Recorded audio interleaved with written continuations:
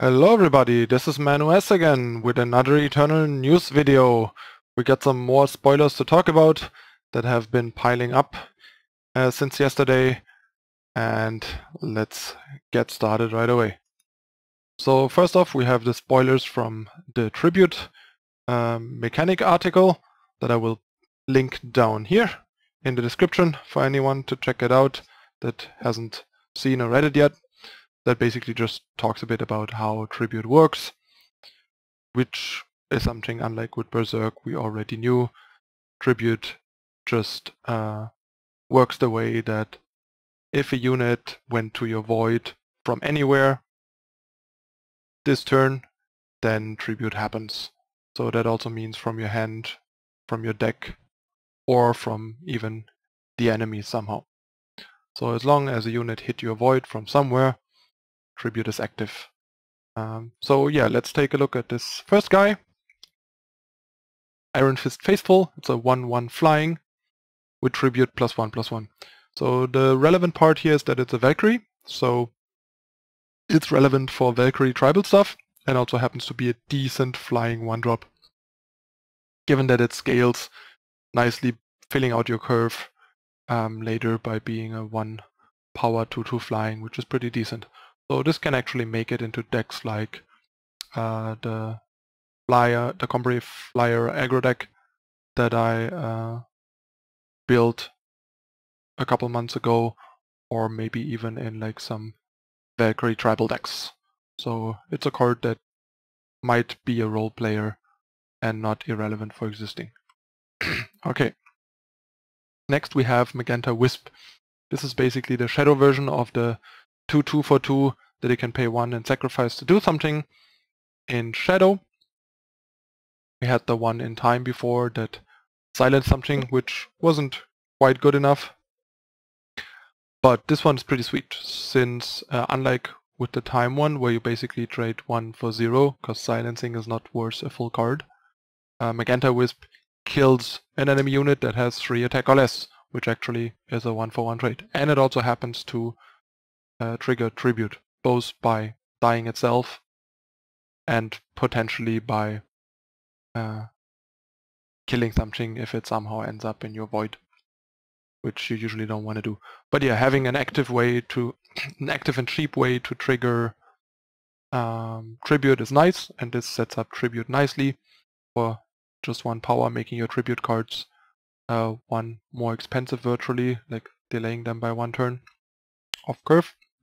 But yeah, basically having 2 power 2/2 that can become a Suffocate at will is pretty amazing. Like, this card is great, and Wisp is becoming more and more relevant as a unit type as well, so that's also a nice bonus. And in limited, this card is even more amazing, I would say, especially because it kills most of the annoying common and uncommon flyers in the format, so this is a pretty great limited card too. Next we have Brickner, the 4-cost 4/3, double shadow. It's a Radiant, also a unit type that is not completely irrelevant. As a summon, it plays a Wisp from your void, speaking of Wisps becoming more relevant, and with Tribute it plays 2 Wisps from your void. So there's a bunch of synergies here, especially with the Mackenzie Wisp that we just saw.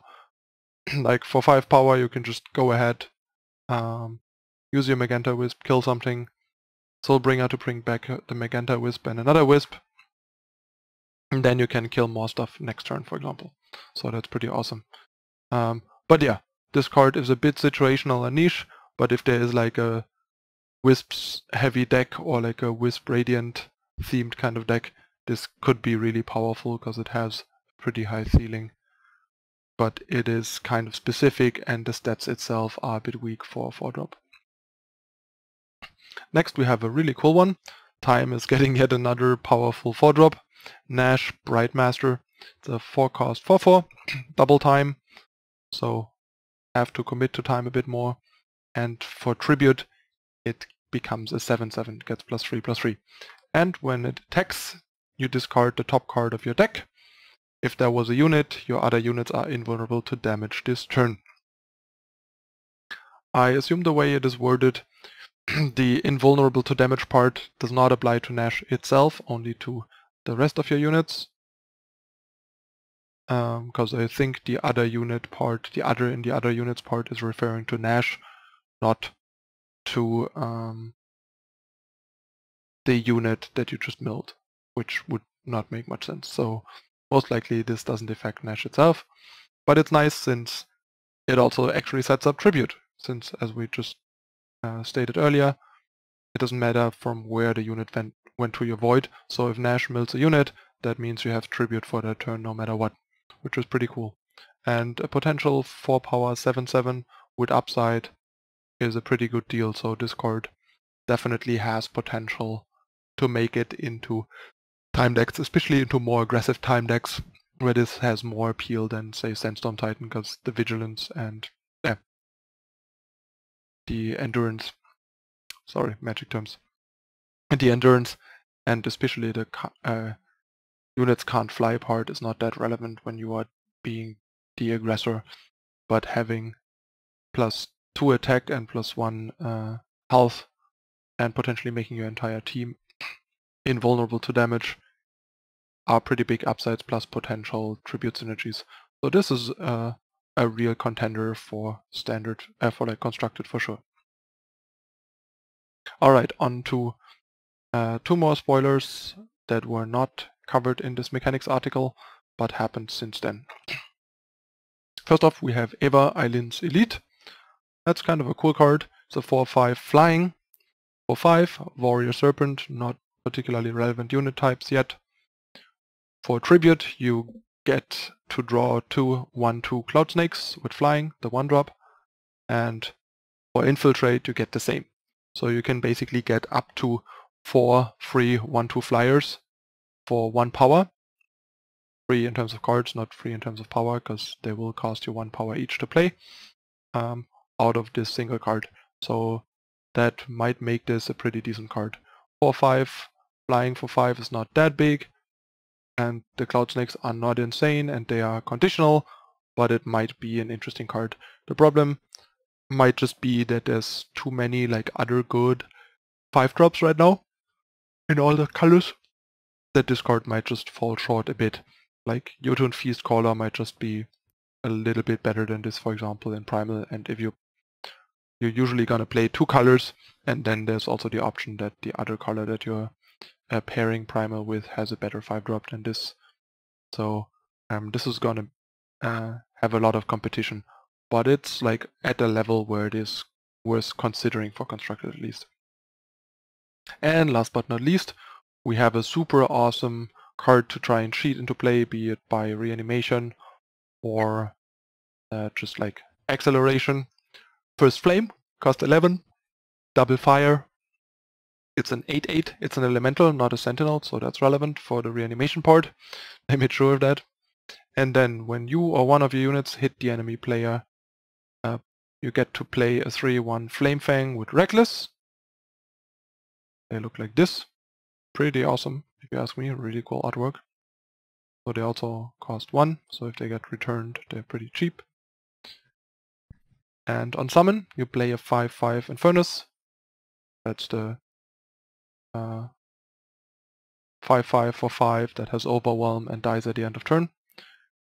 So you basically get to hit the opponent for 5 for free, and then get a 3/1 Flame Fang if they don't have a way to prevent all 5 damage from the 5/5 Overwhelm Infernus. And if you happen to set up Tribute when you play First Flame, you get 3 Infernus instead. So that's pretty awesome. That means up to 15 damage to the opponent and up to 3/1 Flame Fangs with Reckless. So that's a lot of damage and a lot of value. Plus obviously the 8/8 body of First Flame. So yeah, this is a really powerful card, has a lot of finishing potential, but it's also really expensive. But there might be cool ways to cheat this into play, because playing 11 power fair and square and then playing this does usually not work so well. It's just too slow. By that time you could have done better things and either won already and just have to kill your opponent, or you yeah, are just already dead. So, but yeah, it's a really cool card. It's probably the best thing to cheat into play in whatever way that the game has right now, because all of the things work even if you cheat it into play, so that's pretty cool. And it's easier to set up Tribute if you cheat it into play with, say, Grasping at Shadows and stuff like that. So yeah, that's a really cool card, and the artwork of both parts pretty amazing too. So looking forward to see what we can do with this guy. But yeah, outside of cheating into play, I don't think the card is actually a rare card in any format, unfortunately. Okay, that's it again already for this spoiler review. We're getting more and more spoilers quickly. I think we are rapidly approaching release of set 4, The Fall of Argenport, which, like I said, makes sense given that the current chapter is called The Fall of Argenport, so I would expect the latest, the new set to hit like beginning of chapter 20 next month, after the Fall of Argenport chapter has wrapped up, maybe by or before the end of the chapter Fall of Argenport. Either way, close to the chapter, pretty sure, given the same name. Otherwise it would be like really weird to have a chapter by the same name and have like weeks between the chapter ending and the new set. So if you ask me, set 4, The Fall of Argenport, soon TM. Alright, that's it again for today. Hope you enjoyed the review. Let me know in the comments down below what you think. And yeah, if you enjoyed this, don't forget to hit the like button and subscribe to the channel down below. Turn on the notifications with the bell icon to not miss out on future content. And yeah, see you guys in the next Eternal News episode. I'm Manuel, I thank you for watching, and I'm out. Bye!